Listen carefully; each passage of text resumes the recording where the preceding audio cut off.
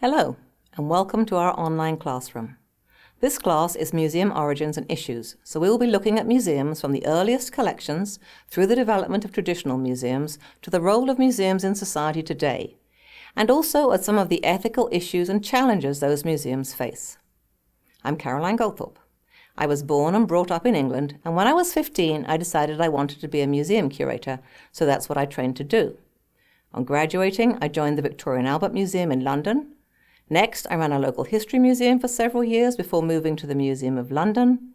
And then I was a curator at the Metropolitan Museum of Art for 6 years, in addition to a few other things. So, I have lots of behind-the-scenes stories which I can share, which I think makes class more interesting, since video links and readings are usually only about successes. And of course, you also have real-life experiences visiting, working in, or hoping to work in museums. And by sharing these around the table of the discussion board, we can all learn from each other across the US and sometimes around the world, which is one of the main reasons this class is asynchronous, so that you can work whenever you have time within each week and you'll never miss anything. In fact, recent classes have included students from Brazil, Serbia, Jamaica, Western Australia, and even Japan.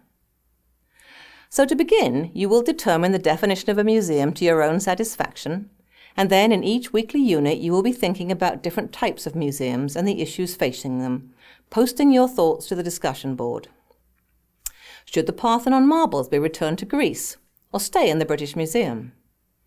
In each case you will be asked to give your opinion, because that is what all these are, the grey areas of museums, and there is no right or wrong answer. It is about understanding that there's a question. Also, each week, you'll make a field trip to one of those museums in your area, and then report back on where you visited and your experience there. This is one of the great joys of this class, as we can see and hear about museums from all over the country. Some that you may already know and love, but many that we have never heard of, and some that will immediately go on our bucket list. Mine is quite long, as you can imagine. For those of you who can't make a field trip in person, a virtual field trip is a good alternative and also exposes us to more of what the museum field is doing online. The course spanning project will be either a research paper looking into a museum in your own area and covering all the topics we have discussed, or a sample of work which might be of use to your current situation or of value to illustrate your abilities. We also have a discussion board for current affairs or anything relevant that comes to your attention, as well as one in which we can share internship or job opportunities. And that is another huge advantage. By the end of this class, you will know people in the museum field all around the country.